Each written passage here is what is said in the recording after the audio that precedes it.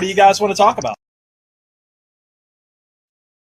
Dude, the lighting in this room sucks ass. Ladies and gentlemen, welcome to season 2. We are all kinds of technical difficult right now. We're going to get it under control. I've got a terrible fucking lighting issue. Hello.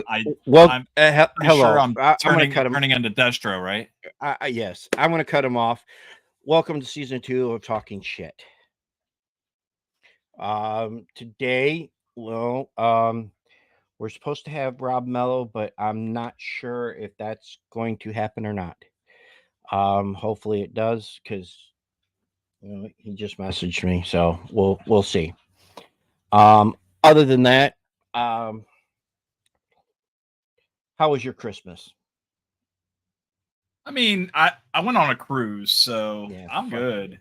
Fuck you. I didn't have to buy nobody nothing. We did the cruise thing. Well, technically, you did buy somebody. You did buy them a cruise. Oh, that's true. I guess I helped pay for the cruise or whatever. You know what I didn't pay for? Their drinks. I'd pay for mine, and I'm a lush, so especially on a fucking cruise. So drinks were so good, dude. They were flowing. I know you don't drink, Mark, but I'm gonna tell you something, man. Yeah, these drinks were absolutely amazing. And I could just imagine, though. It would have been, when I drank, it would have been fun. At $14 a pop, too. Yeah, I wouldn't have been drunk that much. Yeah, we get a discount because we pay for the drink card first, you know. So yeah. Sure, what I've never been on a cruise, so I don't know. What? I've never been on a cruise. Podcast, next season podcast on a cruise? That would be interesting. We have no internet out there on the water, so guys, I apologize. I am still messing with this lighting, so I think I'm gonna throw this away. Let's just throw this in the garbage. For our wedding anniversary, we're gonna go to Kansas this year, just for the fun of it, just so we could say we've been somewhere else. Oh, you're gonna take Dorothy to Kansas? Okay, gotcha. Yeah, I mean, it sounds good. Or is she taking you as Toto? No. Come on. No. Listen, if you can't have fun, we ain't doing it right. So, well, no, she wants to check out some of the stuff for that they did for Supernatural and stuff like that out there. Oh, the TV show. Yep. What a great series that was. This light is not helping me at all. Hell no. I mean, it looks like goodness you have a tattoo right there. Oh, I don't know. I maybe I should do the show in the dark. I could totally do this show in the dark. I would ask how people like our new backgrounds, but ain't nobody watching us. Yeah, I know. What the fuck? Most of the time, everybody's watching us. Well, I don't think we announced it or something. I did too.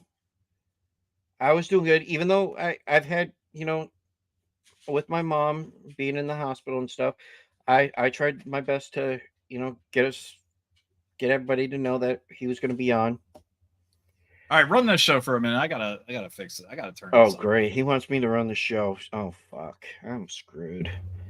Well, see, I got me a new cup too. I mean, if you can't tell, I like wolves. Anyways, for anybody that's watching, how you doing? I think we live in the hood. Chapters are out. Better or worse? Oh my god!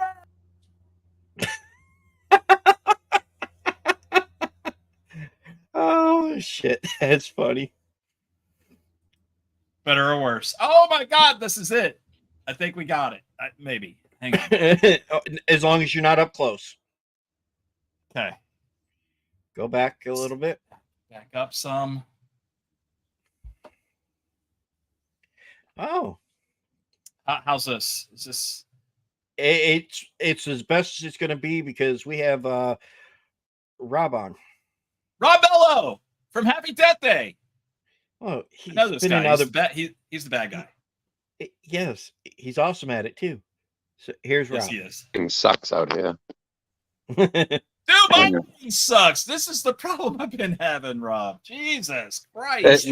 My fault for being late. I thought it was 8:30. I thought I had like a half hour to kill and get lighting correct. So let's do this shit on the fly.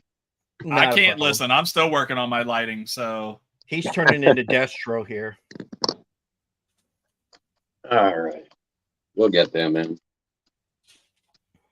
You need an extra bulb. That's what it is. You got to put an extra bulb in there, and then you're good. Here we go. Oh, yeah. I just got back from the store, gassed up the car, did all the domestic shit, you know. Where you go? You running away or something? Sorry? You trying to run away or something? What are you doing? Yeah. You're gassing up the car. Getting ready for, what are you getting ready for? The snowstorm? You got a snowstorm coming?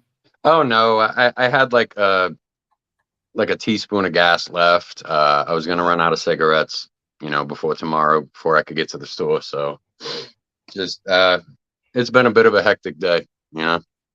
I understand that. I've had a hectic day myself. Mark's going through it right now with his ma. So I was fixing to call you, dude, and be like, dude, if you want to reschedule, no fucking problem. No, this is actually helps me get me out of my head a little bit. I understand. The boss is the same way. So yeah. Oh, I'm Goofy Foot, huh? All right, that's cool. So Rob, we don't want to run this like any regular interview. I mean, we'll ask questions here and there, but we like to have fun a little bit. Yeah, our biggest thing is, what do you want to talk about? There's any range of anything. Anything. Well, listen, we don't talk about politics. There you go. The politics or religion. Politics or religion, because you know, people get pissed off about those two things the most. Well, I know you do. I know how you feel. I've seen I'm not shy. I'm not going to be here forever, and I will yell into the void, and I will cuss it and whip it out and piss in its face until I can't. The interesting part, Brian, about this is I've watched movies with him in it, and I had no idea until I seen his name, and I was like, wait a minute, I know that name. And then when I looked him up, I seen it where he was in The Best of Me. That was his first film. He was in Happy Death Day 1 and 2, and he was in great flick, by the way. And he was in Vengeance 2. And I did not realize that until after the fact. I was like, oh shit. Then when I rewatched the movie, I was like, what the fuck? Come on. Yeah, I'm the one that in mid hugest girl fan, dude. I'm telling you. When we were I'm fixing to go get my headphones because I can't hear a damn thing. Oh. But when me and Tommy, and I didn't even know it was Tommy, we'll get to that. How long do we have? An hour-ish.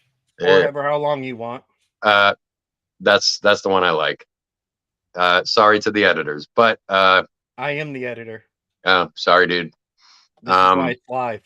So me and Tom were running lines, and you know, I just look at Jason Brooks, and I'm just like, I mean, we got the lines down. The point of any scene, in anything you've ever seen, every character has something that they're fighting for, and they go about trying to achieve that through the scene. I'm like, dude, we got the lines. Can we just fucking roll with language? Yes. No, you're good. You're good. All right, cool. You're good. Can we just fucking roll with it? He's like, and like the entire crew is just in stitches because we were just riffing for like about a half hour, and like, you know, they're trying to get camera set up, and you know, what, my dick done fell out, you know, kind of shit. So I'm like, I need something really, really funny but subtle. I was like, I happened to be wearing boxers that day, and I was like, what about this? I pull my drawers out my pee hole in my jeans, and I was like, what about this, Tom? He just like, oh my fucking God, that's perfect, dude. So that's what we did.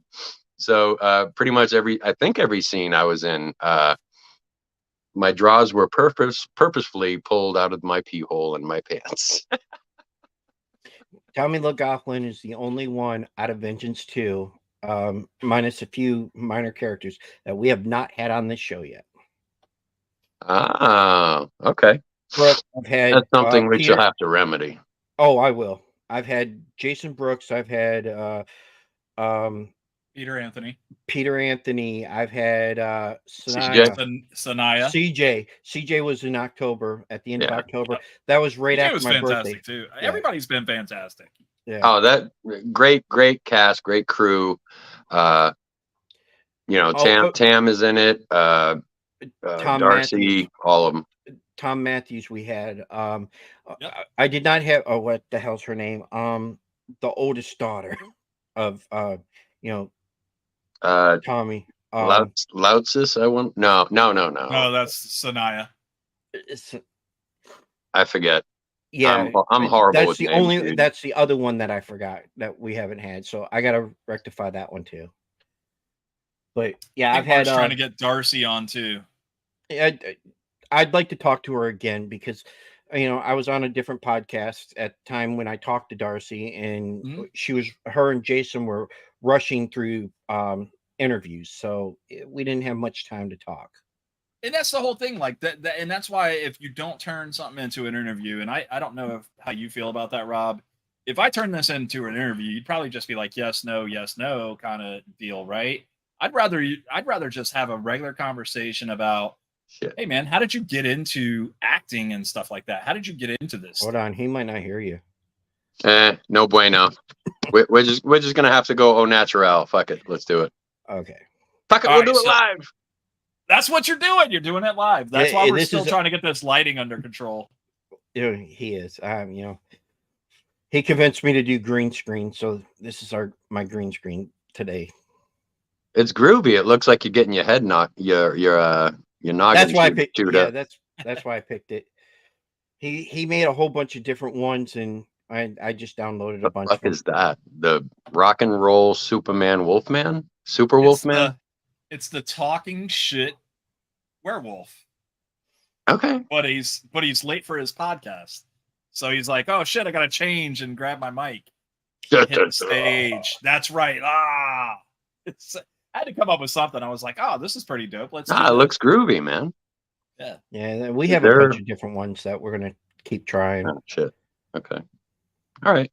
Just for trying to get some t-shirts and stuff like that out, I thought maybe that'd be pretty cool on a shirt. What Mark's looking at right there, that'd be pretty cool on a shirt. Yeah, I mean, our logo in general, this right here, I mean, this looks fantastic on a t-shirt. So I can't really see it. It's your tits up. It's because I'm fat. I don't want to stand up, dude. Stand up. My God, I tried. Yeah, there you go.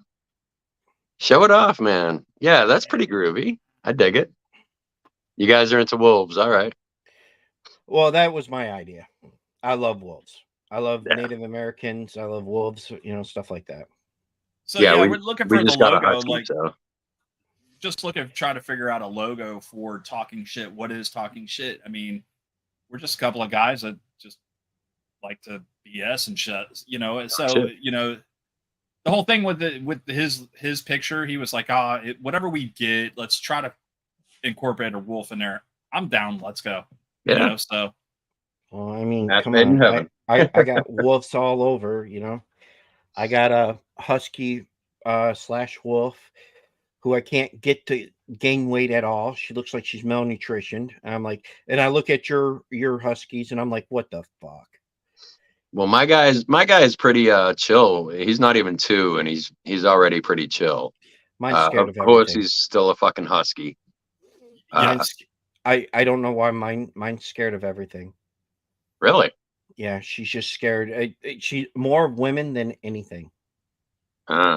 She might have got whooped when she was a baby. I think so. For the longest time, we couldn't walk around her. I think somebody kicked her when she was a baby. And I was happy when I got her, but I can't get her to gain weight. Yeah. My wife's got I think she's about a year old now, and her name's Ivy, and Ivy has to go everywhere with us. If we go outside, the dog will jump up on the door, look out the window, and be like, "Hey, you forgot." Yeah. Well, you also got Sly, who's like really big. He does not get to go anywhere. He's a floof. He's a big old floof dog. So Yeah, I mean, my guy, he was surprisingly, I mean, he's a beautiful animal, but Mhm. surprisingly, he was at the pound, and we had a pup, we had a couple, and they were little, but they were old, and they lived really good lives. And she passed about 2 weeks ago, and you know, I'd walk by the bed, on the way to the bathroom, which is where she hung out, and those big ass eyes going, "Hi, are you? Don't beat me," kind of look. Uh, they weren't there anymore, so there was just a general sadness about the house. So I convinced the boss. I was like, "Come on, let's go to the fucking pound." It wasn't hard. So we went. Of course, we scoped it out beforehand, and I had my eye on my guy. His name's Vlad, because he's got the marking is of Grandpa Munster. He's got that supreme widow's peak. Right. So fucking Vlad the Impaler. Why not? Yeah, Brian And, don't. yeah, he's been a really good boy, and lovey-dovey, rambunctious, escape artist, all that shit. oh goody. Yes. I had an escape artist, the one that I got from the pound, but he decided that he wasn't going to escape anymore once I started taking him for car rides. That was the line. They told us that he was 9 months when we got him, but when my daughter gave me the paperwork, he was 10 years old. And Jeez, we've had him for 4 years, so he's 14 now. nice. But I wouldn't trade him. He's our best dog. Yeah. That I'm Yeah, happy. my girl was she was, I think, 16, 17, something like that. So she lived a hell of a life, you know. Did you raise her as a pup? I did Raise her all not. the way up? No. The boss got her when she was a pup, and Okay. she was a rat terrier, so she was scared shitless if the wind shifted northeast and would just start shaking with, Yes. with those crackhead eyes, like, what the fuck was that, man? And she I'm a firm believer that pets really reflect the energies that they get from their owners. And so when I got here, she was that. And like, I have a calming energy. And my wife, she's very mathematically minded. So it's either bullshit or no bullshit. There's nothing in the middle. You know what I mean? And but I don't know. I kind of I'm kind of giving off grandpa vibes as of late. Big, soft, fluffy, but a strength underneath all the fur. And she just chilled the fuck out once I came around, and she wasn't scared of men anymore. Good. And that was a big thing. The house that I came into, a lot of mistrust with men, understandably, because men are fucking horrible. Not all of us. In general. There's Oh, three no. of us. I think there's three of us on the screen right now that could beg to differ. I don't know. I've had my fucking moments in life, dog. You know what I mean? Have I. So have I. I've not been the nicest It fella. happens. We slip, but listen, I met scumbags in my life, and I know a couple. Yeah. And I just Ditto. have to tolerate it, and I hate it. I hate tolerating that shit. You know Yeah. what I mean? One of them is my fucking brother. I got have one of those. I got one. I have of one those. in prison right now. Yeah. Mark's got one that's about to go to prison. He was in prison. Surprise, the domestic violence. That's a fucking shocker. But anyway, let's get off. Okay. That. Yeah, let's do it. Brian, did I tell you what when I first started advertising this on the first, what his wife Rebecca said? What's She got that? a kick out of it because I said that she might join us. She got a big kick out of it because she was like, "Oh, I'm the special attraction," or Special guest. Yeah, I remember. We may have a special guest, which is fine. We'll catch her next time. Right? Yeah. Right. She's pretty fucking incredible. From what I've seen on her Facebook and what I've seen Yeah. Yeah. I mean, as beautiful as she is, she's even smarter than she is pretty. Which doesn't, but what does explain our marriage is that she loves broken things, which is why she gets older dogs. You know, we had a dog, Lucky. He got in a dog fight, and he was a one-eyed pirate dog, and so I mean, loving broken things totally explains why she married me. But Rob, how long have you guys been married? last year, but we've been 1 together year? for a few years. Okay. So if you can make it past, everybody says if you can make it past 7 years, you got smooth sailing from there. That's bullshit.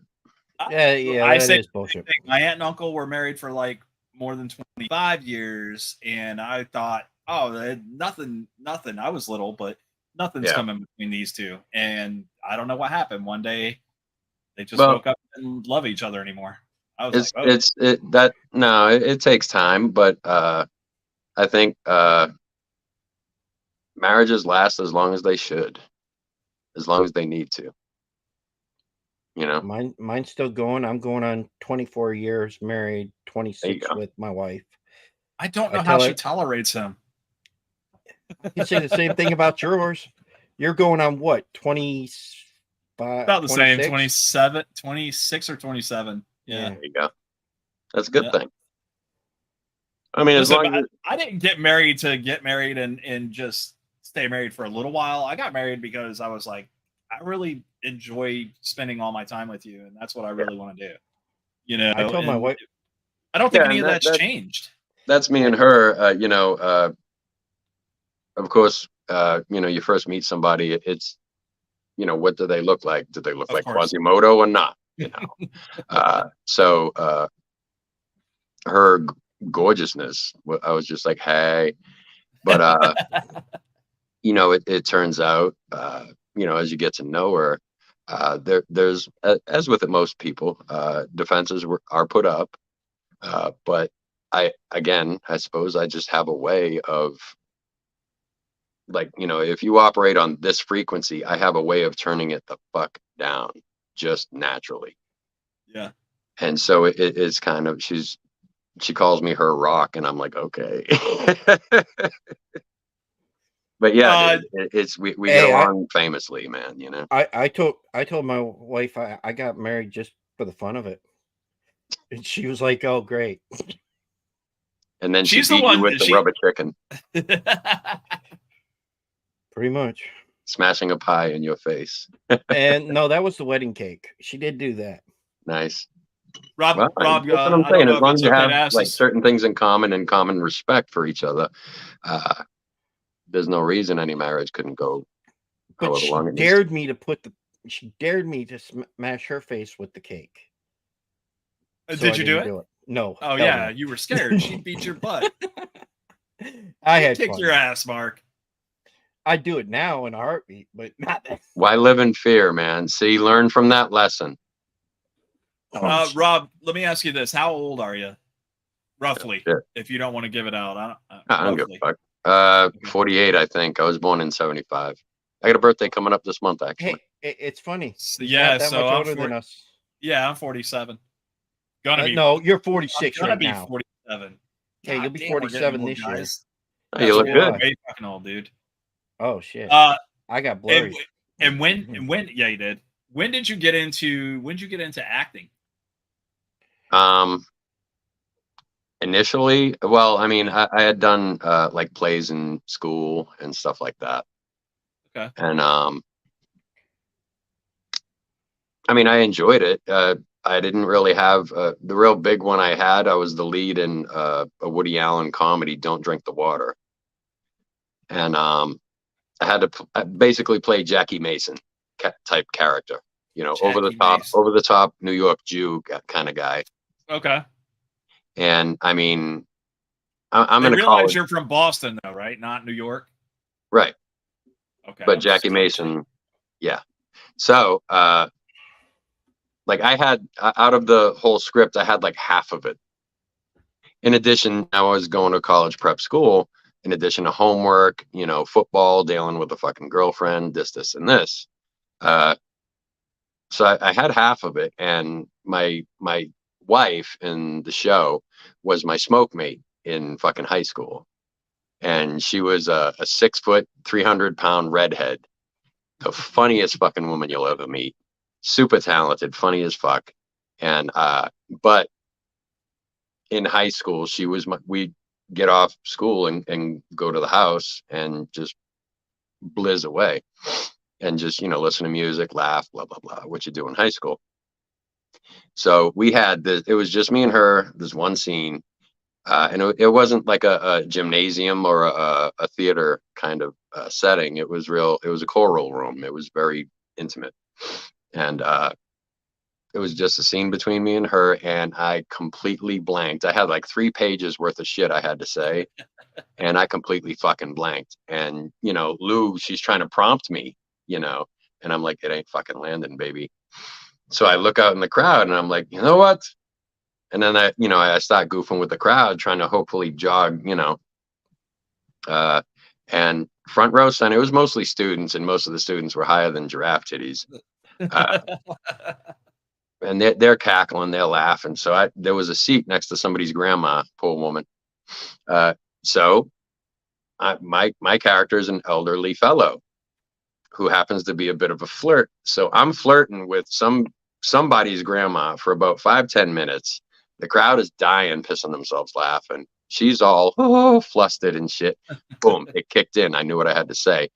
Meanwhile, my scene partner's on stage going, oh, he just flirts with everyone. Don't mind him. Bitch is steady knitting a fucking scarf. And I'm like, all right, darling, I'll see you after the show. I got to go back in character. And then jump on stage and finish the scene. I got out in the wings. I'm like, how the fuck did I do that?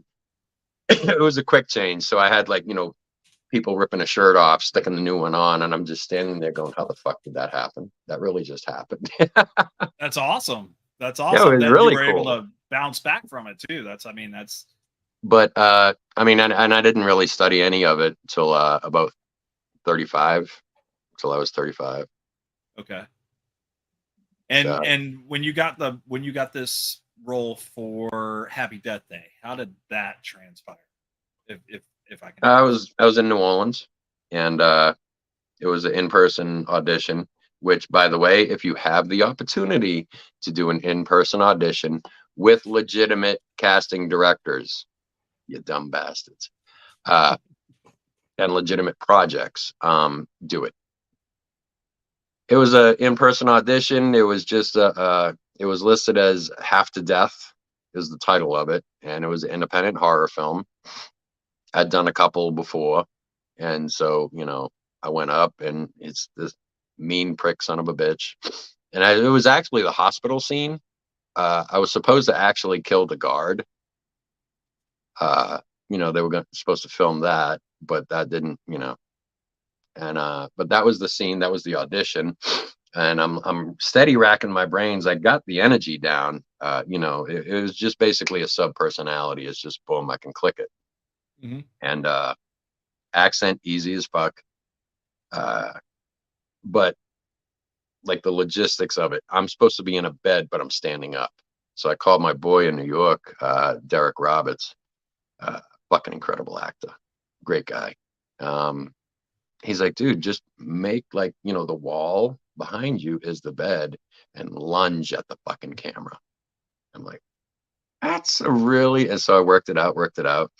And they have a reader off camera, that's your eye line and da da da da da. That woman jumped back when I lunged at the camera. She she hit stop and was like, holy shit, when you're gonna do that in the future, you need to tell me. So I left.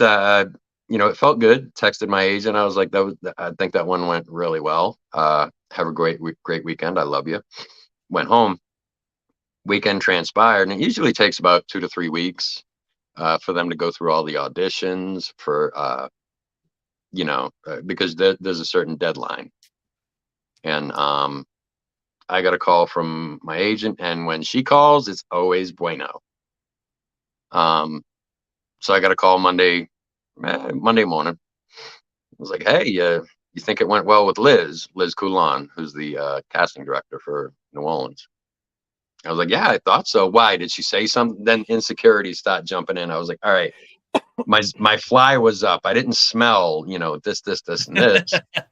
And she's like, yeah, you got it. You're booked. This is the rate. These are the dates. You can't say anything, which, I mean, that's the height of arrogance. Ooh, I booked. Who gives a fuck, dude? Yeah. You know what I mean? Wait till filming, right?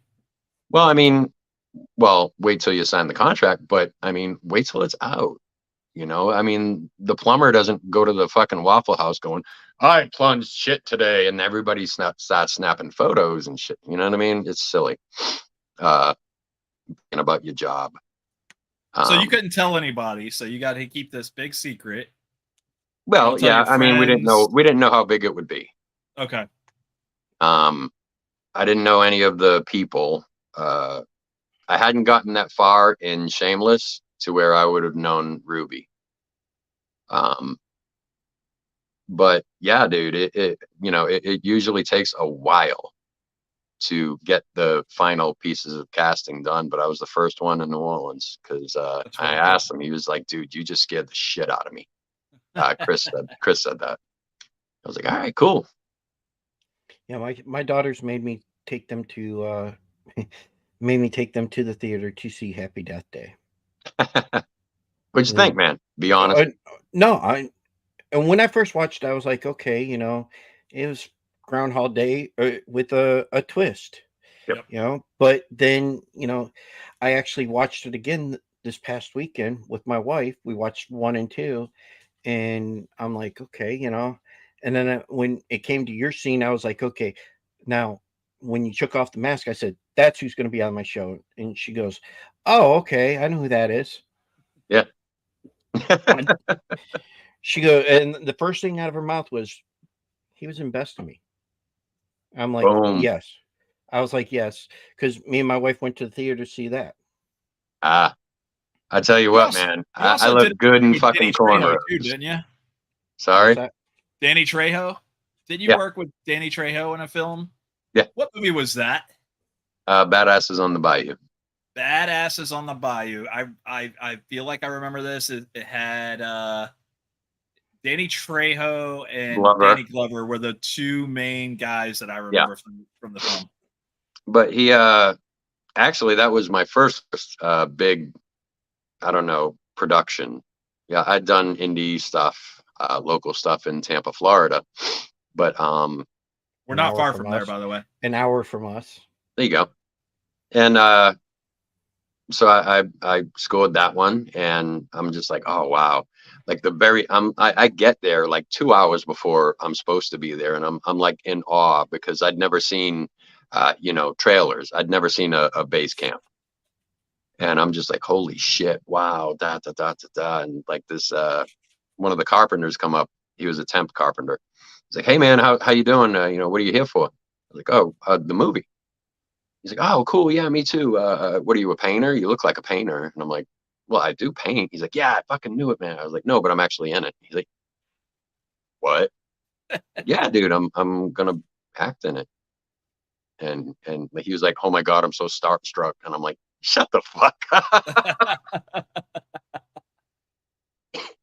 But yeah, dude, the very first, they take you to first your room, your trailer, and the contract's sitting on your bench, all your clothes, if you've already been through wardrobe. I was a day player. I ran the wardrobe, got my shit done, and run over to hair and makeup, which I don't need a lot in anything that I do, really. So they open the door and they say stepping, and that allows, in case somebody's doing something very, very intricate. And who the fuck is sitting right there, getting extensions, putting his hair? Machete. And he's like, hey man, where the fuck you been? We've been waiting on you. Get in here. And I'm like, literally the only time I was ever starstruck, and it lasted like 0.5 seconds. And I was like, what's up, dude? That's awesome. Yeah. That's really cool. Danny T is a very, very cool dude. We had a lightning scare because it was shot in Baton Rouge, and 4 o'clock in Baton Rouge or South Louisiana, much like Florida, You get lightning 4 storms. o'clock, boom, you get hit, and so you can't shoot for an hour after any lightning or thunder was heard. Right. And so me and him are just sitting out front. It was a bar, but we made it over to be a strip joint. And we're just sitting out there watching, the lightning storm. And he looked up at me, and he was like, "Hey, so, what's your deal?" And da da da da. And I was like, "Well, this is my first, actually my first film, da da da." And he's like, "Oh, that's fucking awesome, man! Congratulations! You're gonna keep going?" I'm like, "Yeah, I'd love to." He's like, "All right, what's the end game for you?" I was like, "You want to know the truth?" He's like, "No, lie to me. Yeah, I want to know the truth. What's up?" So I told him, I was like, "I want to replace you, dude." And he stopped. He was animated, and then he froze in time and looked at me with machete eyes. Okay. Needless to say, my balls were in my throat at this point. He's like, "What you mean?" I was like, "Well, Hollywood needs a bad guy. They call you. They call De Niro. They call, you know what I mean? All these Pesci, all these fellas, super talented, but you're getting older. I just simply want to continue the streak of badassery in fucking Hollywood, And he was like, "Good luck, kid." And I'm like, "All right, I'm still alive. Fuck yeah."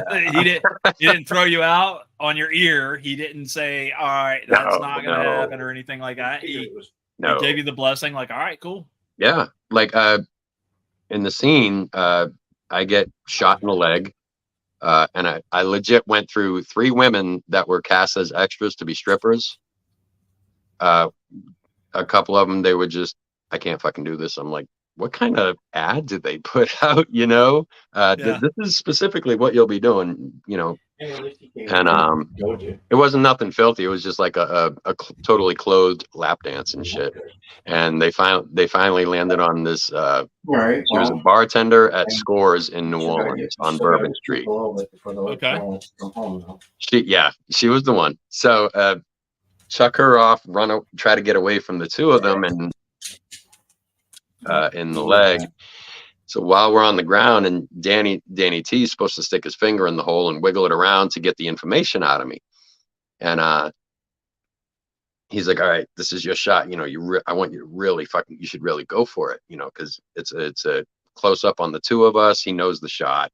He knows what it's going to do for me, as far as, getting a reel together and stuff." And we did about 10 takes. And by the end of the 10th take, I had no voice left. Because, think about it. You got shot in the leg, number one, and then some dude sticking his greasy ass finger in your fucking hole. So yeah, no bueno. Yeah. So it's kind of like wrestling where you have to sell it. So if the wrestler doesn't sell a move, you're like, "Oh, well, this is fake." Yeah. But when the wrestler really sells the move, you're like, "Oh my God, I think he's dead." Yeah, that had to fucking hurt, dude. Yeah, exactly. So, and that's what you were going for, and I get that. I commend that tremendously. I know calling out of work sick sometimes. You're just like, I don't feel good. Well, how do you let people know you don't feel good? You've got to make it look like you don't fucking feel good. You need to fucking walk into work one day and just be like, "I told you I look like death. I'm dying. I can't be here." Get some eyeliner, and just kind of. Oh no, I'm a pro at that. I got that from not wanting to take tests at school, and the good old electric blanket, and then you stuff it under the bed. And you're like, "Ma, I feel hot," and she'll come in and take you, feel your head, and then she'll feel your chest. Your chest is burning the fuck up because you just made love to the fucking electric blanket. Dude, I didn't have to do that. All I had to do is say, "Mom, I don't want to go to school." Oh, okay. Well, we had different parents. Yeah, you did. Yes, that was my mom, by the way. She okay? She just called. Yeah. The doctor Good just God. came in and took the line out of her arm and told her the reason why she's the problem with it is because of the surgery. Why her blood pressure's low and why she's having trouble breathing. Her body's got to regulate back, but Yeah. she's going to be there for a while. Well, Goody. It's a good thing. that's good news. Yeah. I quit worrying so much about that part. It's just Always good to get the news. low blood pressure is the only thing I was worried about. The breathing, I wasn't. And the low blood pressure. I'm about to go in the garage with the shitty lighting. Okay. Is that cool? Yeah, That's that's fine. All right, because I need a cigarette. That's fine. What do you do for fun when you're not acting? What do you do for just? Do you play pool? Do you bowl? He plays with his anything like dog. that? I get Well, that. I'm really a friggin' homebody, dude. Let's see how this works out. It's not too bad. No. I'm really a homebody because, I mean, I've lived the sort of life. I'm sure you've heard the adage. I don't want to live. I don't want to be buried in a well-preserved body. This, and this. I want scars. I want my life to have told a fucking story of a life well lived, and your body will suffer the consequences. But fuck it, I got stories, and I've affected a lot of fucking people in a positive way. Like one of the reasons, one of the justifications, one of the reasons why I play bad guys is because I look like this and I sound like this. And, but one of the justifications is to help bring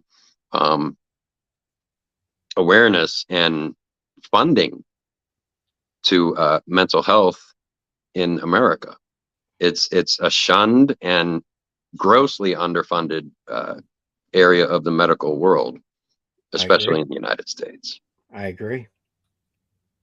See, that was one of the questions I was going to ask you. See if you like playing asshole characters. Yeah, it's easy, but it's. Let me correct that. It's not easy to make. It's easy to do. I'll explain.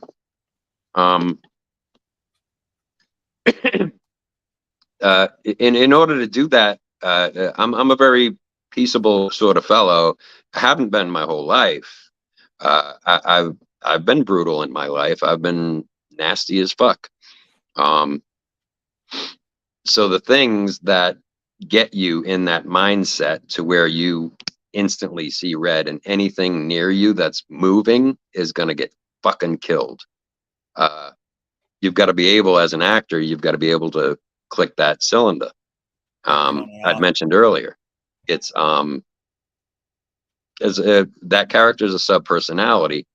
It was my ex's dad. He was just a mean, miserable prick who was pissed off that his life turned out the way it did. So he would verbally berate any female, not males. He never fucked with me. But he would berate everybody that he thought he could get away with it. And it just so happened to be his wife, his daughters. So he was, Toombs is a bit more, but that general energy is there. And if you have the correct look, you can really sell it,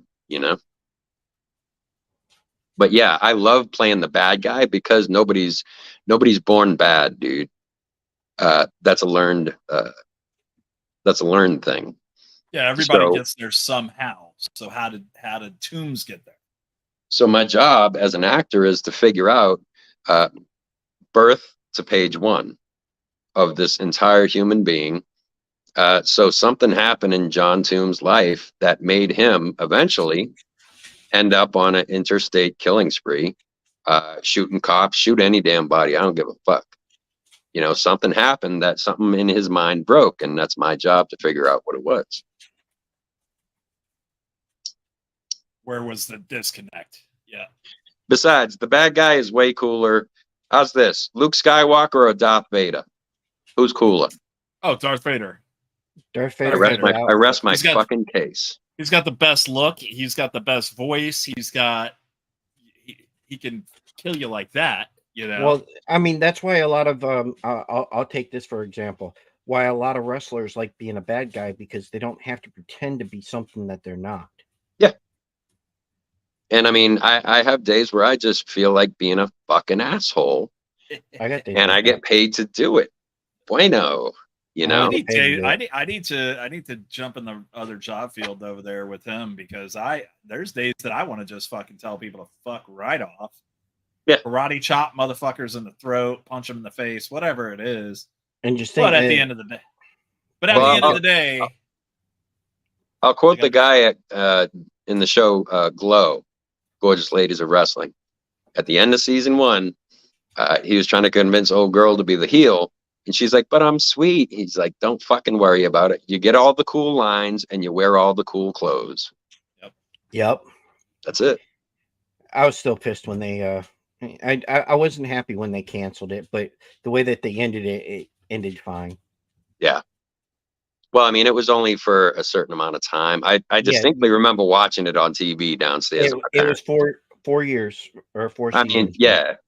But that's Netflix for you. They don't like putting stuff. No, I mean the actual league The itself. actual league. Oh, Glow. yeah, the league it was itself probably like 4 or 5 years too, wasn't it? Yeah, and Yeah. then they restarted it a couple years back. Yeah, but that's because I don't care. that's just because guys like us have jobs now, and so we're an economic base. And oh man, I remember Godiva. Holy Jesus, you know, I broke a few fucking socks in her name, and now I've got fucking 50 grand to my name. Let's suck a couple bucks out of Joe Tube Sock. I didn't care. Joe I didn't care Tube for when they restarted it. It wasn't the same. You know, Right. It was different. There's that nostalgia, you know. Right. Well, there's a lot of promotions that are pushing women a little bit harder now. Yeah. OVW being one. Mickey James just signed with them to be the talent for the women. She's going to help the women progress better. Mickey James has been around the industry for a very long time. Yeah, she's going to teach them how to be a better talker, wrestler, all that. Oh, Charm School. Yeah, something like that. Rob, do you give out lessons? Do you teach people your craft? Do you have any understudies that are like, I want to do what you do? I like the way that you present yourself in the films and stuff. Is there anybody that you could think of that you helped out along the way, that you're helping out? Anything like that? I have tried to open a studio. I did open a studio in New Orleans. Okay. I had one student, and the problem is people think that, I'm a fucking 10 in Podunk, Indiana, so let's roll with it. I must be a 10 in LA and New York, and that's just not the fucking case. So you have to have it's a fucking craft. Watch Bob Ross all you want and make all the happy trees you want, but you're not going to be able to sell a painting that looks like a fucking elephant painted it. You know what I mean? Yeah, that's right. So there's skill involved. There's knowledge. You have to study. You're not gonna.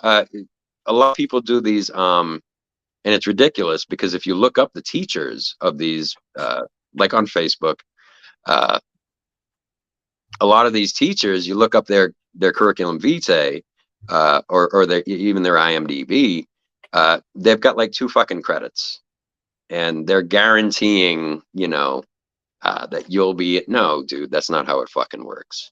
The first thing my teacher said when I got there, and she'd been teaching for decades, when I got there in Tampa, she said, if you think you're going to be rich and famous, you're fucking not. You're wasting time, but you're paying my bills. So here we go. And that's how it went. She didn't want you to be an actor. Much like the drill instructors on Paris Island do not want you to be a Marine. You've got to fucking earn it. That's right. Yeah, my niece just found that out. She just graduated from a Marine boot camp. So it's just like, I don't have understudies per se. I'm thinking about starting maybe a once a month, twice a month here at the house, because I see like a lot of, especially women, get into it, because they do a short, and it felt good. It does. It feels good to really nail the character and shit. But that's not what acting is. Acting is a fucking craft, and you have to practice it. You have to keep learning. Michael Jordan didn't stop fucking shooting free throws when he won a championship. Right. He shot more because he wanted more, Well, remember, he was cut from his high school basketball team, and he went back for more. Yeah. He proved people wrong. So it's just, I've noticed a lot of people don't want to put the effort in and the time into actually studying it. They just want to shoot these, grandpa's backyard videos, which is fine, if that's what you want to do, if that's your goal. But if you want your hands and feet outside of man's Chinese theater, you have to fucking train, because you're going against people that were trained in fucking Juilliard, which is basically arts Harvard. Right. Right. Yeah. Like all the greatest actors you've ever known went to fucking Juilliard. Yeah. I'd like to learn it and do some, I don't know that I want to be like a main bad guy or anything like that, but I'd love to just be on a set to where I could be in a film and learn it. You know what I mean? It's fun. And see how I do, and see, I don't need a line. I just need to. You want to be an extra. What do you need me to do? What do you need me to do? Extra. You need me to punch somebody in the face? You need me to kick on somebody? What do you want me to do? And what I'd suggest, dude, is go to a fucking improv class, beginners improv. Okay. It's whose line is it anyway? They should basically go through just some basic exercises, basic info, like you never say no if we're improving, which is what we're doing right now anyway. So when there's in an interview, when there's a dead spot, either the interviewer didn't prep correctly, or the interviewee doesn't know how to continue the conversation to move to the next fucking question. Yeah, I hate the word I can't stand so if I said I apologize. So no, I'm just kidding. Let's talk about this real quick. I noticed that you also have a TikTok.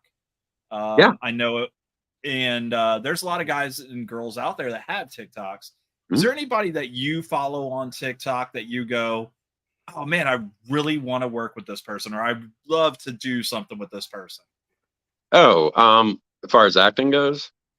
As far as any of it, acting, laugh, the comedy, I know that there's a lot of, I've seen you stitch a couple videos. Yeah. So. Well, I mean, stitching a video on TikTok is kind of like using a quote from a book. The author put it better than you could. And, so that's why I got a kick out of it. So, the people that like my sort of sense of humor, which is dark and sick and funny, but I like silly shit. I love kitty cat videos. Listen, I love the husky videos. You gotta love those. There's Thomas the Villain Bishop. He's my brother. I am in the Villains Guild, and he's just fucking on point. He's a straight up good dude. There's so many folks. Oh God, Tiger Bomb. He's up in northern Indiana. He's a Norse, and he was in an accident where he was told that he would never walk again. And this dude is like tossing fucking, Bigfoot tires and shit. He does a lot for the homeless in Chicago. Speaking of which, a friend of mine, Road Rebel, had recently raised, I want to say 17 grand to help the houseless in Skid Row in LA. And, feminine hygiene products. People don't think of that, in regards to homeless folks, because they naturally assume it's male. But there's a lot of women out there as well. Absolutely. Socks, shirts. You'd be surprised the amount of shit that you are lucky enough to have every day that a lot of people don't. and in a life in service of others is not wasted. You know what I mean? So those are the people I tend to gravitate towards. So people Truth, that are truth doing good in seekers, the truth community as seekers, well. not bullshitters. Okay. You Yeah, know what I people mean? that are doing good in the community, helping out the community. Yeah. I don't know the guy's name, but I know he'll go to a restaurant and he'll be like, "Hey, I want to buy X amount of sandwiches," and they're like, "Yeah, we can't make that many that quick." And he's like, "Listen, I got $100. Give me as many sandwiches as you can give me. Yeah. I'll come back and I'll reward you for doing that." And he takes them out and he hands them out to the homeless. I think Yeah, I that think I've I seen think that dude. Yeah, it's cool, I think dude. that's a really really cool thing that people like him are doing too. Yeah. So I think a lot of people are shaking their heads, looking out at the world, and they're shaking their heads at oh, it's fucking horrible out there. We've never seen such this, and this, and I'm just like, dude, there was once upon a time we threw mustard gas at each other. Like right. we detonated an atomic bomb over a major city. It's getting better, dude. Trust me. Yeah. I mean, there's days we'll where, falter at as we're all human beings, and yeah, we all have and egos and greed and selfishness. But in the end, I think the Aquarian age will be upon us. Very good. Music. What kind of music are you into? Hit me. Oh, I've got everything from Brahms to NWA, dude. I love Michael Franti. I've gotten turned on to, like, my wife and I are of similar age, totally different geographical regions, where we grew up. She grew up in the Midwest. I grew up in Boston.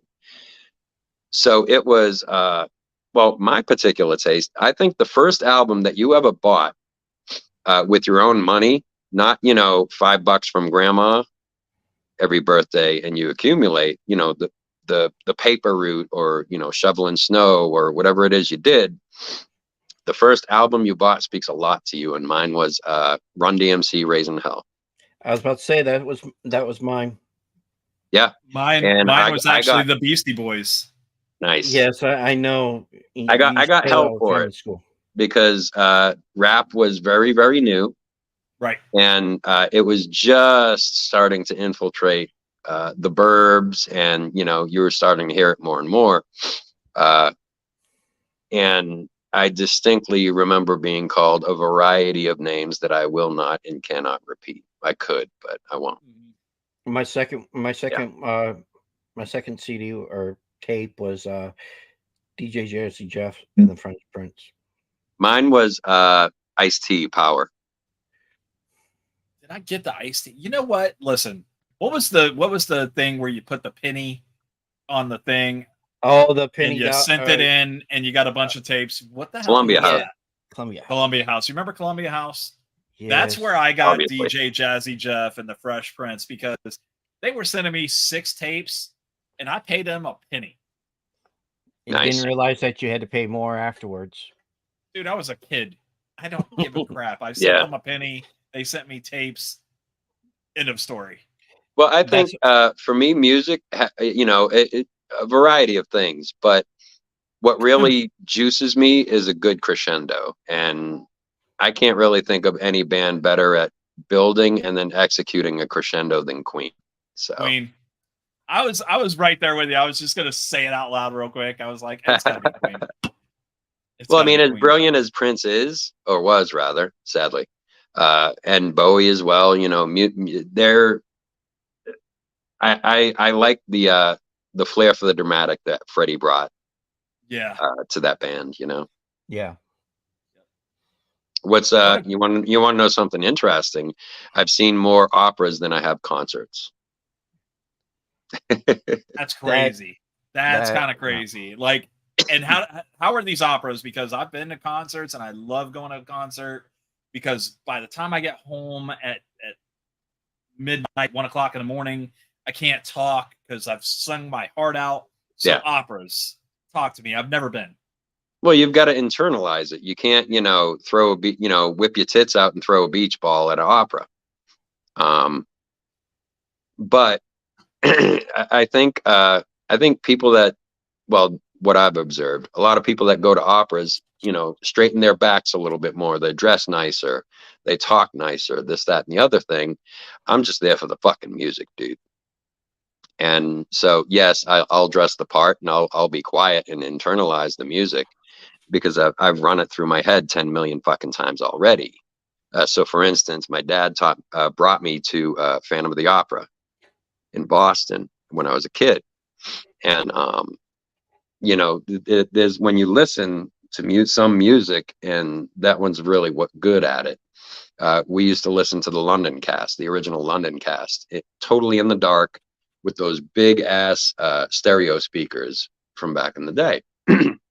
And you know, he'd sit in his chair with his stogie and his vino, and I'd just sit there listening. Uh, and they'll, you know, the words, Tim Rice, the words describe the scene before you, and then the music flows and da da da. So you get a visual, you know.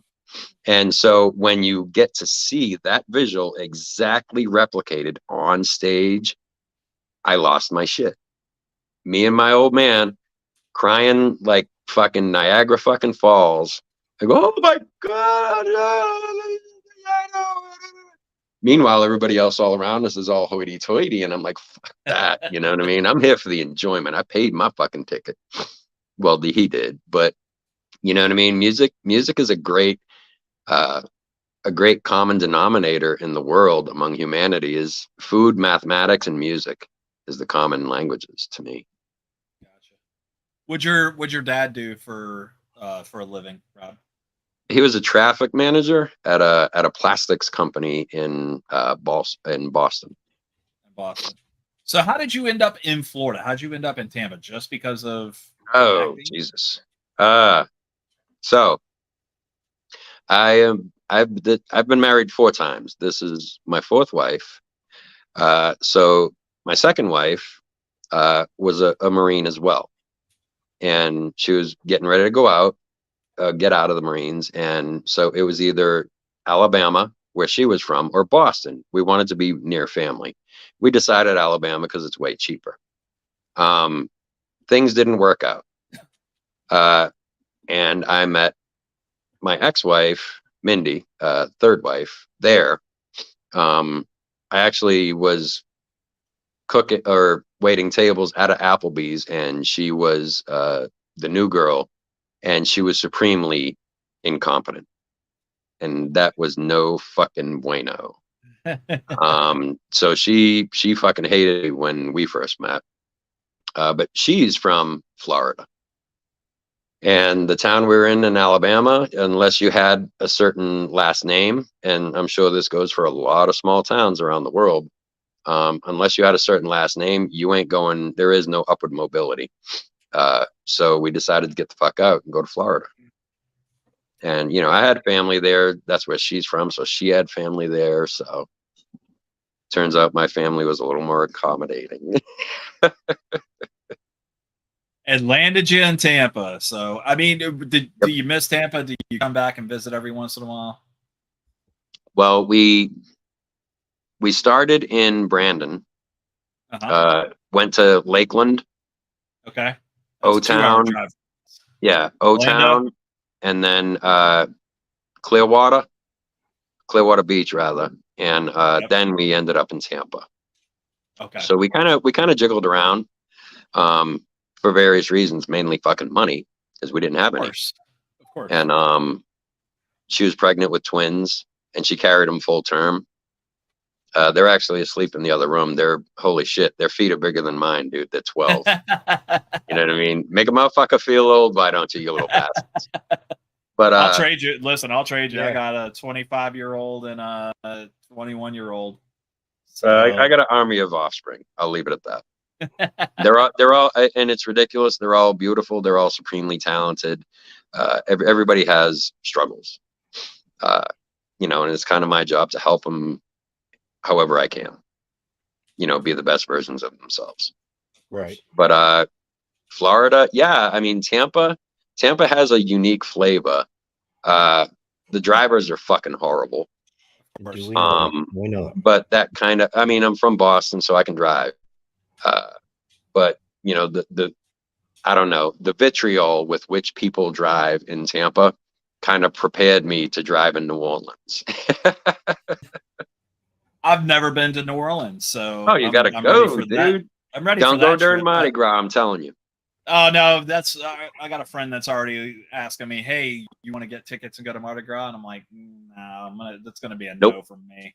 It's going to be a Like, pass." Carnival is cool, but not Mardi Gras itself. I would get in trouble. You'd get in trouble anyway. It's on a fucking Monday, doesn't matter. Yeah. My wife's been to New Orleans, but I've never been. It's definitely a unique town. I do miss living there, but I don't miss living there. It's got a certain character. You know, you live in where are you from? Like, where do you live in? Citrus County. Yeah. So with New Orleans, we're it's south. quite. Yeah, we're south from Tampa. With New Orleans, it's quite the We're north of opposite. Tampa. You don't live in New Orleans. New Orleans lives in you. Oh. Know what I'm saying? I got friends. I got friends from New Orleans, so and they can cook. And then Oh, they yeah. tell me that, you know, these New Orleans restaurants around here ain't the same as what you're going to get when you go to New Orleans. Oh, I'm like, of course okay. not. Dude, So, I was in Pittsburgh shooting The Outsiders and loved that town. Had a friend visited, and in Pittsburgh, there's this like complex, and it's like this big crystal castle. It looks cool as fuck. And in like the courtyard of it is, I guess it's all professional buildings or whatever, but in the courtyard, there's tons of restaurants. And I saw one, it said Nola Cafe. And I'm like, fuck, yes. Because I missed gumbo and I missed Abita. Abita's a brand of beer. And so I go in, they're playing fucking Zydeco. I'm like, oh God, thank you, finally. And I flow through the menu, and I love chicken andouille gumbo. I fucking love it. So I got me a Abita Amber, tall, and a bowl of gumbo. I'm like, look, kid, and my server, he was one of those over anxious kind of Applebee's servers, you know. He had all the flair on him and shit, you know, and he was overexcited. I was like, all right, look, kid, calm down. One, I live in New Orleans. I know what this is supposed to taste like. Is this fucking gumbo good? He's like, oh, it's the best I ever had. Da, da, da. I was like, I'm trusting you, you little fuck. Don't lie to me. He goes, brings it back. It tasted like Denny Moore out of the can. oh man. I was like, he come back. He's like, oh my God, isn't it amazing? I was like, it's fucking horrible. It's not good at all. Because I have been actually hungry, not fucking first world America hungry, but actually hungry, I'm going to fucking eat this shit. But I'm telling you, it's fucking slop and you need to fire your fucking chef. And then I got another beer. It's not the, yeah, there you go. I'll take the beer, leave the food back there with the chef. So Nah. You got to have food, man. It's a human thing from what I hear. I guess. Well, Rob, we asked you for an hour and you gave us over an hour and we really no, wait. Wait. We have one I was going to favor ask you one. I was going to ask you. No, hang on. I was going to ask you one thing, Mark. You got Rob on the show, and do you realize who Rob looks like that lived here in this county and unfortunately is no longer with us? Captain Jack Sparrow. He looks like Josh. I'm sorry, I gotta say it. He looks like Josh. We'll explain that to you. We'll explain that to you offline. All right. Well, I had my first and only commercial I've ever done was for Gasparilla. Really? I think it was the 2014 McDonald's Children's Gasparilla Extravaganza. Say that 3 times fucking fast in 10 seconds. Fuck that. You know what I'm gonna go look that shit up now. It should be on my Facebook a couple days ago. Okay. It was fun. It sucked because the dude that wrote it, he didn't I'm guessing after he wrote it, he was like, yeah, this is the business. This is what we're doing. He didn't read it aloud to see how it flowed. So he couldn't figure out if you're able to breathe during the reading of. So it's like basically you get to a point where you're trying to do the Well, no, words. just the word choices. Oh, okay. And just what I said, 2014 children's McDonald's children's Gasparilla extravaganza. That's a lot. That's a lot of Yeah. polysyllabic Slow fucking words. Slow it down. And he's Slow like, it down, dude, split it up. why are you not getting this in time? You know, because he had a fucking timer. Because Yeah. you know you got to get it. And I'm like, have you read this fucking script? He's like, I wrote it all high and mighty. I was like, cool. Now read it aloud. And he took That's like 15 seconds to get through it. And I'm like, dude, no, you've got to shave 5 seconds, man. Oh, And I Jesus. turned the tables on him, kind of, you know, and he was like, oh shit. Well, what do you think? I'm like, well, it was longer than that. Oh, But wait. you know, we pared it down to that. Hold on. Guess what? I found it. Oh, there you go. Oh, you already got it? You want to show it? Yeah. Feel free, man. Yeah, Mark's going to show it. Share audio too. Don't forget. No shit. Yep, that's it. Listen up, you mateys. It's time for the 2014 McDonald's Children's Gasparilla Extravaganza. Any questions from me crew? Hey, how come Kelly has more beads than I do? Huh? Can I ride on the front of the flute? Are these real gold? Are you a real pirate? Shiver me timbers. Listen up, That's it. So that's the Bay News 9 cast. Mm-hmm. Yep. Yeah, so Kelly and the one guy are still there. I don't know about everybody else. I don't You know. saw that, I've right, never Mark? met him before, never watched him. So Oh, yeah. I don't get the channel here. You know, I got. well, different I things. got hired to be a pirate. So I'm thinking and that's, you know, there was no background, there was no explanation of the characters. So I showed up to be a pirate. Not a Captain Jack Sparrow pirate, but a fucking pirate. And, you know, he was like, well, this is a children's thing, dude. So you can't be mean. I'm like, okay. Different kind of pirate, so I need to be a cartoon character. Basically, yeah. Yeah. Which I'm fine with. He fucking paid me. It's cool. All right. Okay. This is something that we've been asking, for about a month now, a little bit longer. We try to get our guests that we have on to see if that they would our next guest. Our next week's guest. If it's a douche, I'm not doing it. No, her name's Jamie Hill. Oh, yeah. What do you want? Basically, say next week. What's the day? Oh, next week on Talking Shit. Next week on Talking Shit, we'll have Jamie Hill or something like that. Make it fucking scary. Give me a second. You got this. Yeah, I know. I figured. Just got to give it. He's got to get in his own head. He's got to do his thing. Oh, the face is coming out. I swear to God, if the fucking baby face comes out, I'm fucking dying. Bro, I swear to God. Jamie Hill, where's she from? What is Jamie? She's an actress out of Canada. And what does she act in? What is she in? Skinamarink. I think that's what it's called. Skinamarink. I was about to say, if you about to say Skinamax, I'm gonna be like, what the fuck? Yeah, okay. She'd kill me if I said that. Still looking for a porn star, are we? I'm gonna always look for a porn star. Come on. Those I think it'd be fun. I heard porn star, so you rang. All right, what we're gonna do is we're gonna drop me and Brian off the screen so you can say it. Yes, I fucking knew it, dude. I fucking love this. All right.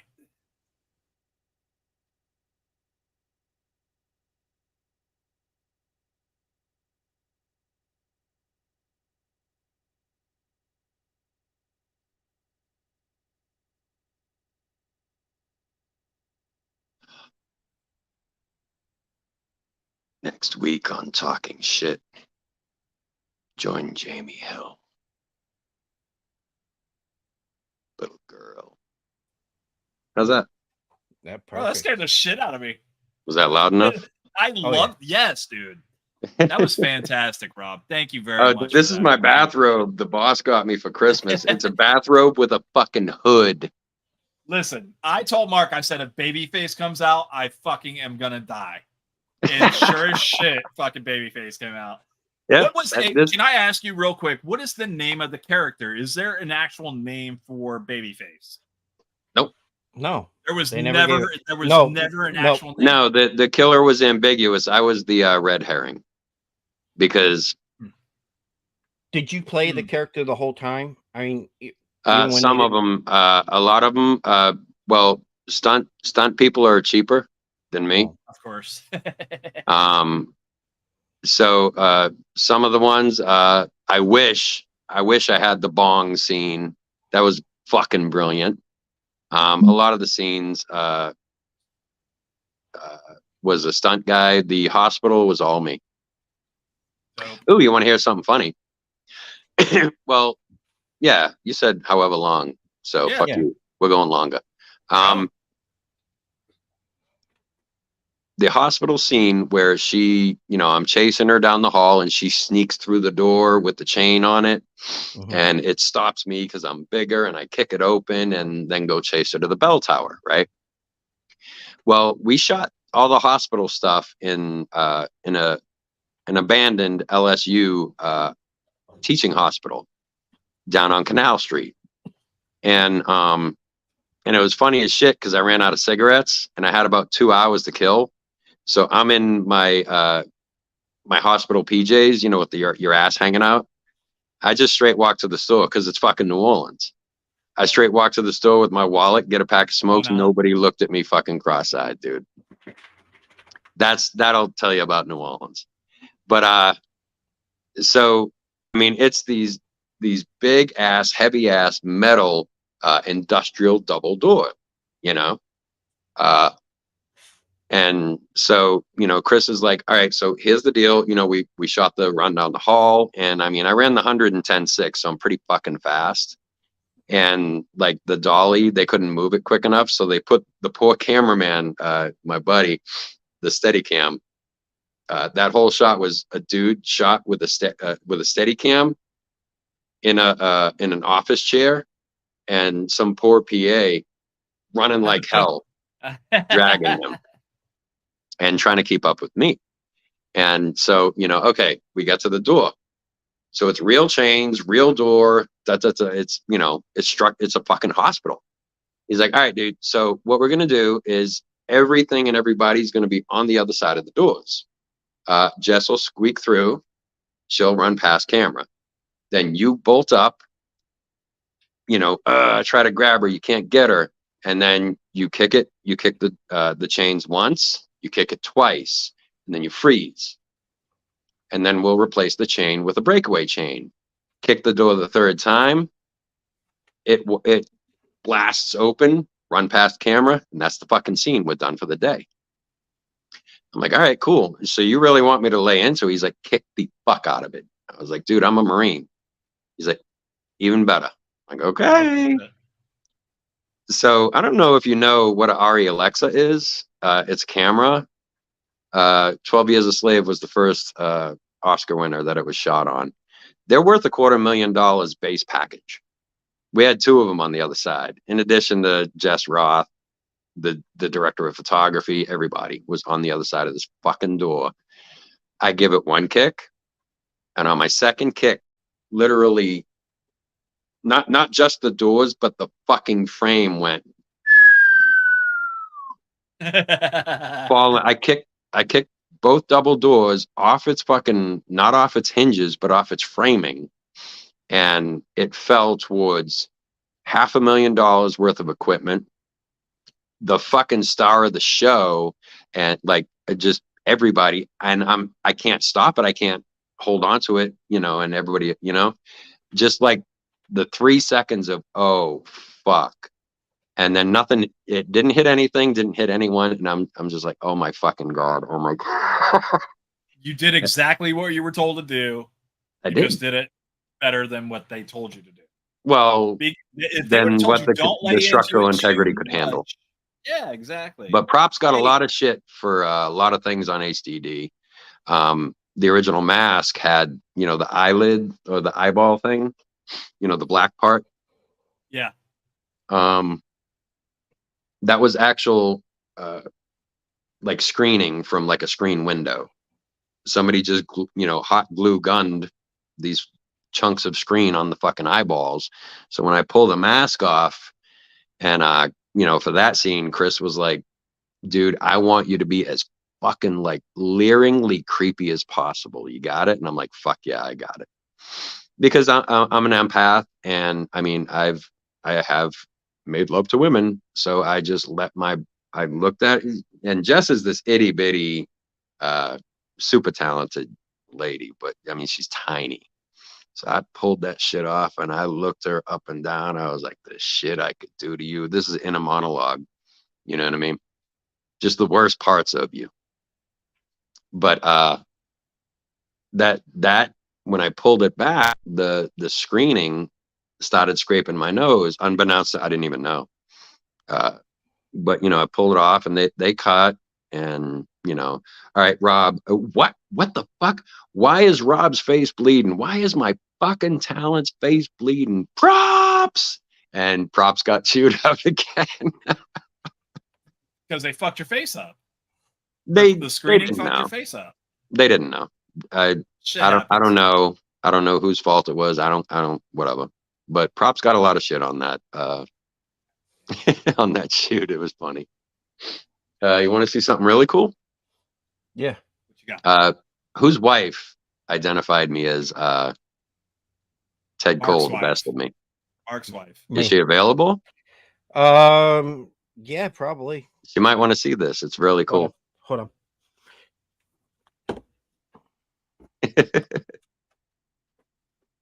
But yeah, I got a bunch of shit on the wall, I would hope so, man. I mean, you have a repertoire, and to not have that posted about yourself. I mean, I try to do what I can do. Like, I get little awards here and there, and I'm like, oh, this is going on my desk. You know what I mean? Like, I would, and that's why I told Mark, I said, dude, if I ever get an opportunity to do an indie film or something like that, if somebody said, hey, dude, just come in and be an extra, I'm gonna fucking take it. I'm doing it. Yeah, it's gonna happen. Well, there's a lot, especially with social media. It's really easy to get in. You're Central Florida. Yeah, we're northwest Florida, like in the right in that armpit area. Oh, I got you. Ocala, etc. Yes. All right, she's gonna watch it on the TV screen here. Oh, okay. Let me know. I'll go get it. All right, give me a second. She watching? Yeah, she's watching. Cool. Hey, darling. So when you get a script, right? You get your name watermarked on each page of it, with the time, date, blah blah blah blah blah blah. So what I have, can I flip the camera? Let's see. Should be able to. That's not a flip. Maybe not. Settings. There's got to be a way to flip the camera, right? Fuck it. All right. So, can you see, love? Yeah, she can see it. All right, cool. So this is the best of me. This is my original script cover, and it's signed by every principal and the director. I don't know if you can actually see. Dude. So that was what you were handed. That is the cover sheet. Yeah, that's the cover page. That's fucking cool. Current revisions by Michael Hoffman, March 10th, 2014. Fuck, I'm old. Yeah, and everybody. 2014 wasn't that long ago. That was his cover sheet for Best of Me.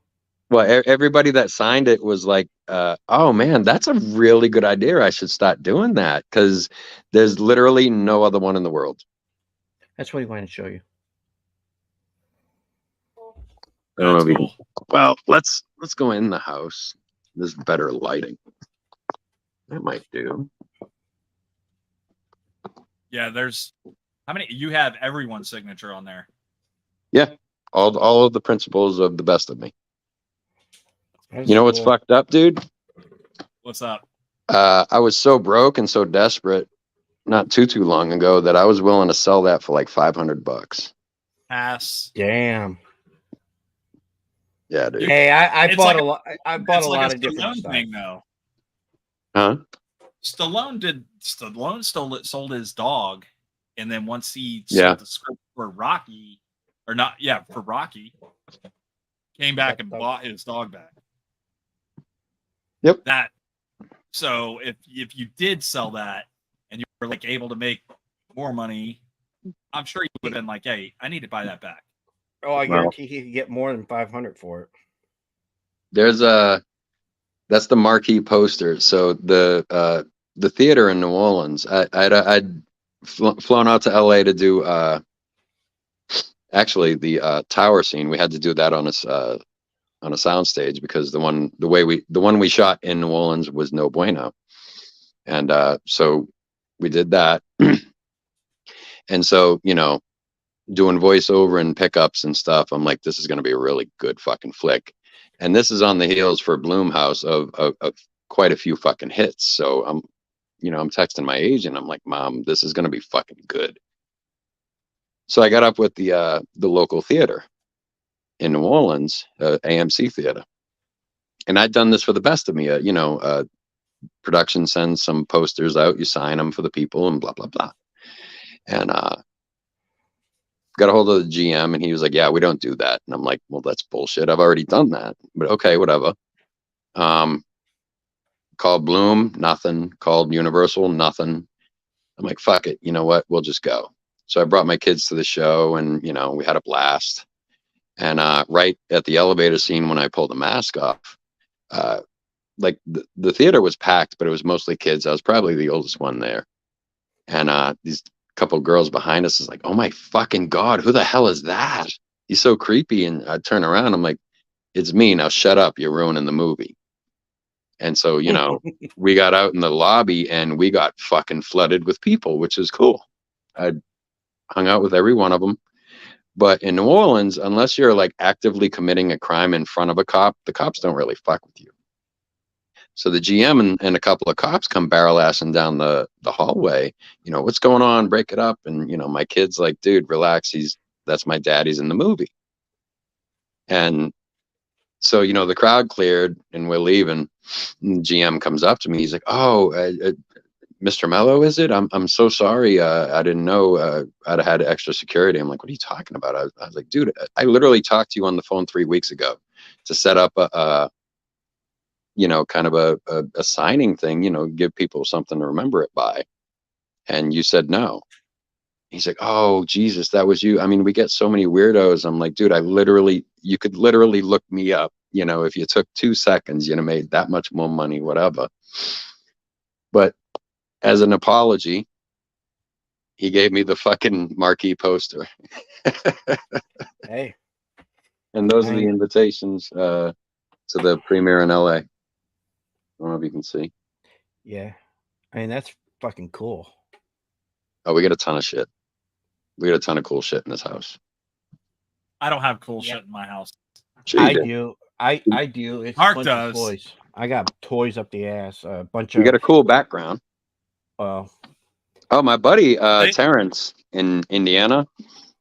He's from Florida, but he ran a toy store. He's doing a slap liquidation of all his shit. Like if you're into it, and you're on Facebook, let me know. And he's steady selling shit that he's probably got like $5 million worth of shit that he's sitting on, but he's steady getting rid of it. Yeah, it won't do anything. So I have the green screen on, it won't show that shit. Yeah, I got a ton of figures, all horror figures mainly. Friday the 13th. Friday Art the Clown. Yeah, Art the Clown I actually met in person and had him sign it. Yeah, Dave's a cool motherfucker. He's a hell of a. Gotta get him on the show. He's good at karaoke. He's got a good voice.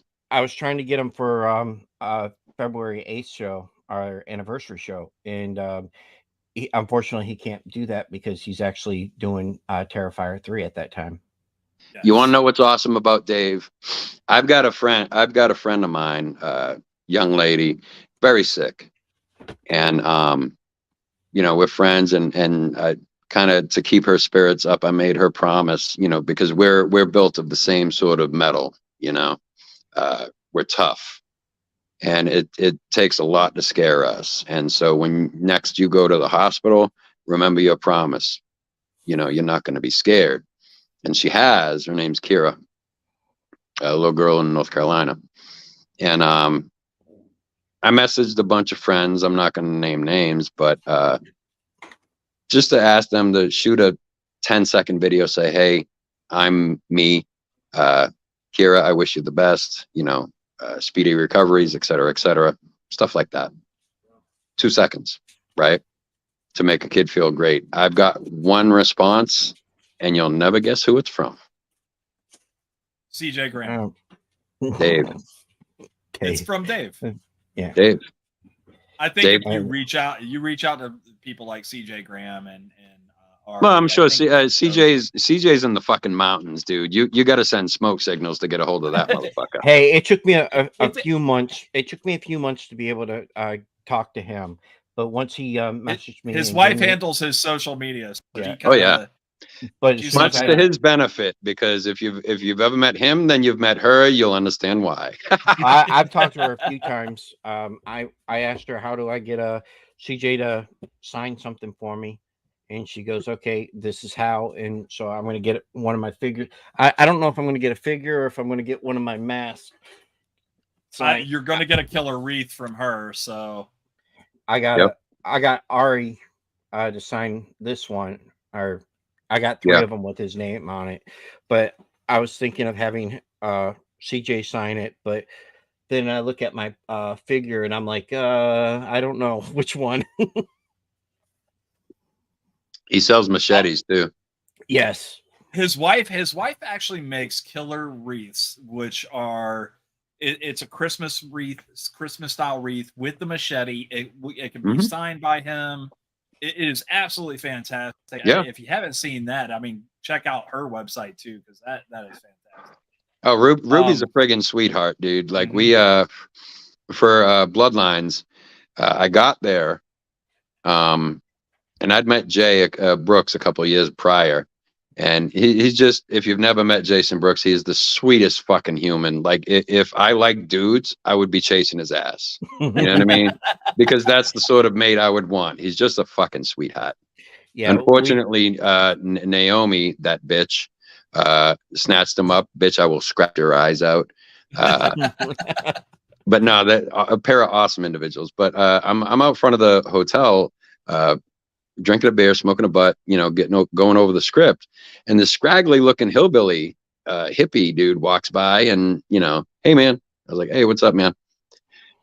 He goes in. I don't think nothing of it until the next day. That's Jason. Fucking Tom. That's Tommy McLaughlin. I'm like, dude, aren't you saying that? He's like, yeah. I was like, did you go? He's like, yeah. I was like, I was the dude out front smoking a cig. He's like, oh, you looked really unhappy with things. I was like, well, I was reading the script and I got resting bitch face. So he's like, well, yeah, that makes fucking sense. But yeah, man, it was a blast working with Tom, because it was improv. We improv that whole fucking scene. That's cool. Every bit of, like, you had actor freedom on that. Yeah, that was Jay. Like I said earlier, we were running lines and shit, and like the poor crew was just getting set up, and they're just cackling because they can, because when we're shooting, they can't. So I was just like, I'll hit him with some fucked up line or something, and he'll come back, and we had a really good back and forth, and just people were cackling. I'm like, Jay, can we just shoot the fucking scene the way whatever? He's like, yeah, please do it. I'm hoping, and to his credit, because there's a lot of directors that are really control freaky, and Brooks was just like, yeah, do it. Did. I'm hoping when I get the Vengeance CD, Vengeance 2, that it has some of those outtakes in it. Oh, it does? I don't know yet. Oh man, I hope I so. have not. 'Cause fuck. I'm still waiting on the CD or DVD. Oh word. I'm I'll surprised. give him a ring a ding. Like, hey, He, asshole. he's trying to get it signed by everybody too. Ugh. Well, that's what I did with Roseblood. Peter did a movie called Roseblood, Yeah. and I had I think I had almost the whole crew signed it so far. It's well, we're kind of all over the place, you know. A lot of Just gotta people are in send it there. LA. Listen, if we It's- send it to you, will you send it back? That's all we care about. Will you sign it and send it back? Why don't you send it to somebody and then they'll forward it to the next person instead that's of what you? they did. That's what they did with Roseblood. There you go. I had Jason sign it, Peter sign it. I got a few signatures of Peter's. You should ask about the van. They had everybody the van that Richie was in, Mhm. Richie Ramone, and the band, the ass end of that van. Everybody signed it and put a little something something. I totally forget what I put, but it was no doubt dirty and funny. So moving forward. Sorry, I'm loquacious. Tin Roof. Yeah, that was the one question that Gene had asked is when it was going to be coming out. It should be this year. So Tin Roof is an amalgamation between my wife and my mind. My wife is like the Encyclopedia Brown of fucking horror. She knows fucking like the assistant director of the second unit of a 1960s fucking giallo, whatever. Oh, You know what I mean? No. That's how her mind works. Mine is more, I wouldn't say creative, but yeah, lack of a better term. And so we wanted to shoot a movie. We had just finished The Embalmers, and I was supremely impressed because she had never done anything before, but she was so fucking organized, and she didn't have underlings. There was no PAs running around with their head cut off, and it ran fucking smooth as shit. And I'm like, so what do you got next? Because obviously, somebody of your caliber and talent has something in the pike. And she's like, no, I ain't got shit. I'm like, all right, well, ideally, what would you want? And she's like, I want to shoot a fucking camp slasher. And if you know my wife, Jason is her fucking dude. Like, you remember it back in AOL days, your first email address was sometimes embarrassing. Oh yeah. It's like Yeah. Big Boy 69 or whatever. Yeah. Hers was and is Jason's Girl 78. So I was like, all right, cool. Well, I'll write it. And I had written a couple scenes in The Embalmers, the really good ones. I'm sorry. But I'm very proud of Art. And so she's like, all right, fuck it, let's do it. And I mean, there were caveats, she didn't want, 16-year-old girls on daddy's credit card or college chicks on daddy's credit card running through, rain and you know what I mean? All the tropes of that, of that genre. She didn't want to do that. And I'm like, all right, cool. She wanted, and I quote, characters with beer bellies, mortgages, and problems. So that's what they are. They're our age. And, a lot of unique stories. The way I write is I'll grab you by the short and curlies at the first sentence, and then I'll never let go. And then at the end, I'm going to yank. I was reading the synopsis for Tin Roof, and you caught my attention at the first sentence. 5 adults attempt to save a beloved summer camp. That's all I needed to know. There you go. I know somebody's dying. Oh yeah. Okay, more than one person's dying. I can tell you that. We haggled over the kills for a week solid. Like, okay, I want this. How can we make it happen? Is it possible? We're in the final stages. We're done shooting. We're done shooting pickups, all the inserts. We're done with the voiceover. We're working on the composing. We've got a rough draft. But there's, you rewatch the same thing 10,000 fucking times. You've got to look at it. You've got to watch it with this eye, and then that gets fixed. You rewatch it with this eye or this ear. Does that music match the moment? You know, and music really, again, music really brings out a lot to the visual arts. You know, and so we're in the final stages of that. Just sharpening, you know, doing the best we can with what we have. And so it would be an insult to the people that have backed us, to the people that worked on it, you know, and everybody who shared on social media, you know, everybody that put any amount of effort into it. It would cheapen their effort to just put out a fucking subpar movie, and not to the best of our ability with the budget constraints that we had, you know. So it's her fucking baby, and it's not been easy because she's also editing it. She was the Now, video editor. is this going to be out in theaters, or is it going to be like some of the other ones that go We're on thinking YouTube or- we're thinking the streaming services. We don't have backers for a theatrical release, I don't think. Well, Of course, I'll definitely be watching it. I'll tell you that now. I appreciate. Of course, I'm going to bring them if I do cons in the future. Cons have gotten kind of convoluted for me. I'm just it just seems like a cash grab. Well, if you happen to, you know, if you choose one, and you know, like Spookilla, that's here in Florida, I'll come see you. I haven't been to Spookala. I went to Spooky Empire. That was pretty cool. I was supposed to go because two actors there I wanted to get their autographs, Kane Hodder and Robert England. Those are my, you know, my two main ones that I want to get. One that I was never afraid of, and the other one I was scared to death of. Right. But you know, when you live on Elm Street and you're 7 years old, when Nightmare on Elm Street comes out, you get a little freaked out. You know? So it's just, you know, ones that have you know, film festivals attached them, like off the top of my head, Tidewater, Houston, stuff like that. Just wondering.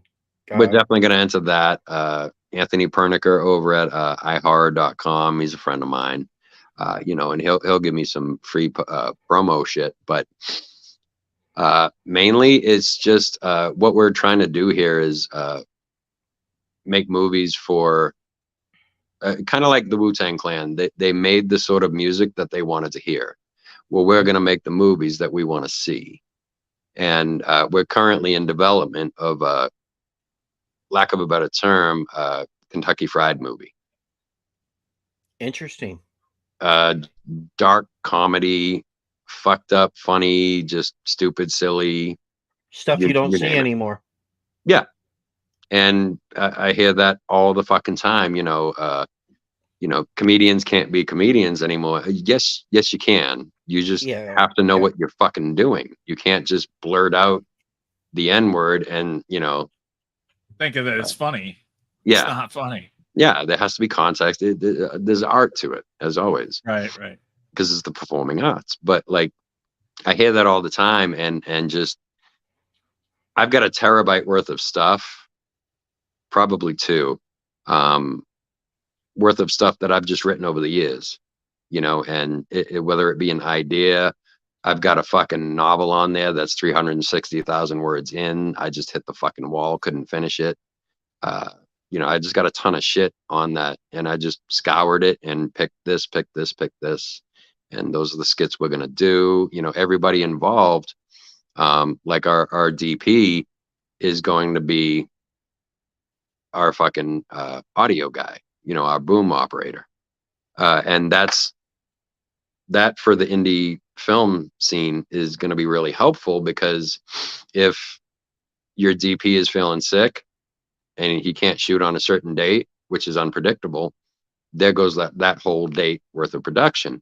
But he can give you the camera to shoot, because your boom guy learned on the last movie everything that man knows. So it's basically everybody's going to be switching jobs throughout every show that we shoot. so that by five, six films in, everybody's going to be able to do everything. That's a great idea. You know what I mean? Yeah. And that's Indiana indie film, I squared. Indie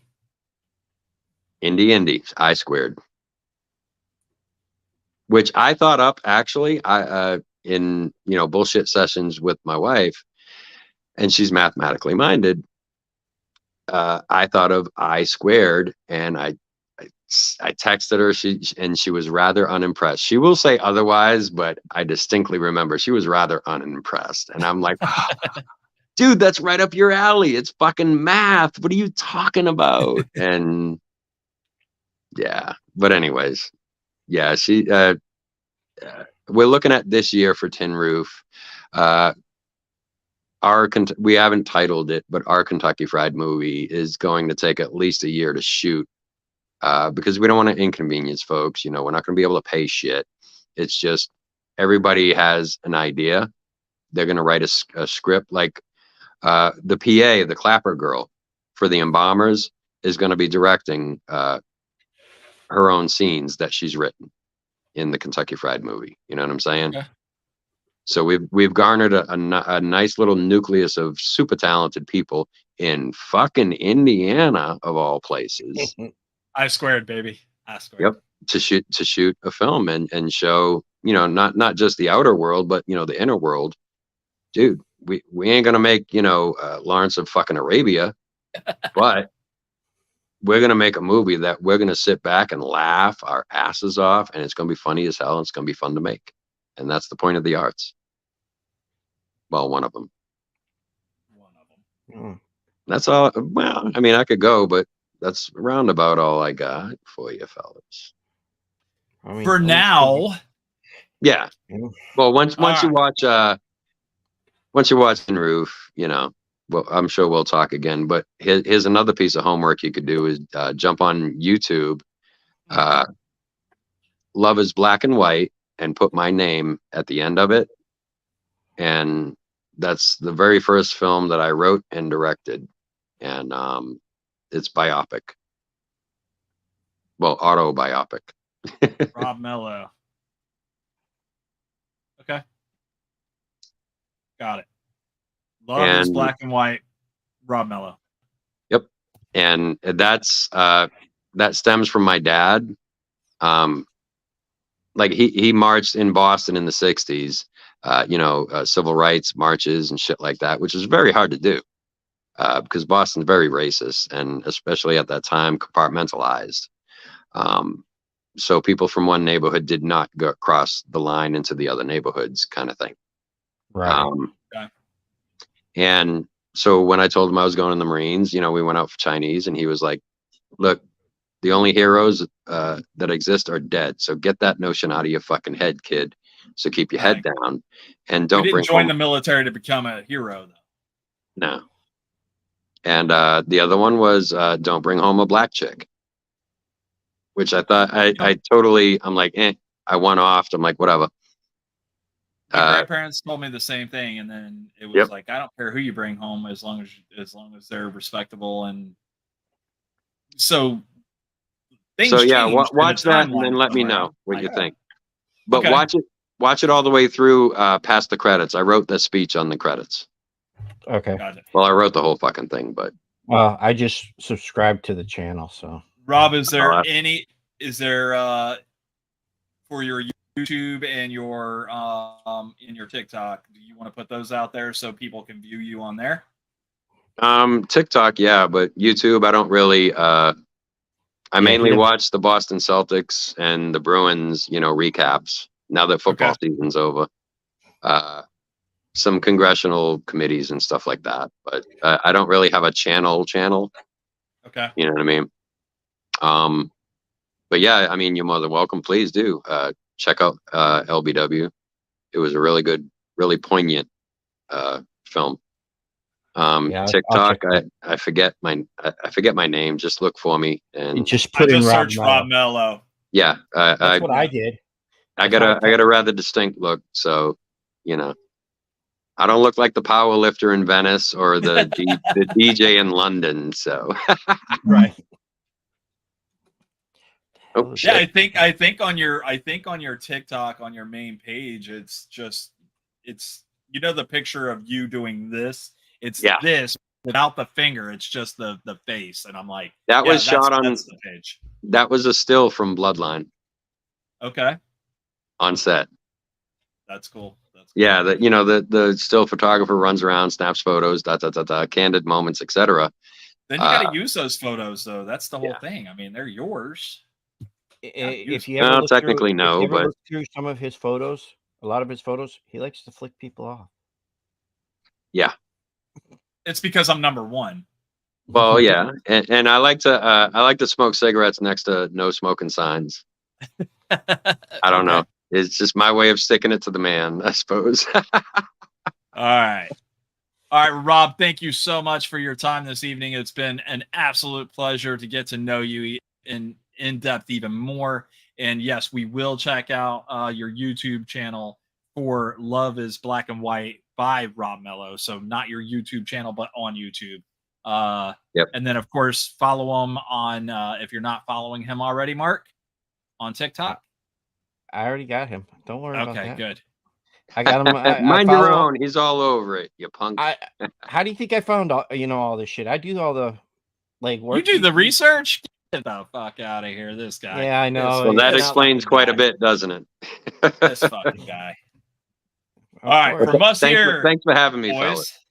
Boys, from us here at Talking Shit. I'm Mark. I'm Brian, and this is Rob. Y'all have a good night. Oh yeah, don't forget next week. Who's our guest? He already put that out there. Already took care of that. You only paid. It's Jamie. You only paid me once, dude. No, I was trying to get Brian to say it. Oh. Next week's show, Jamie Hill. Come check us out. Have a good night. Good night, y'all.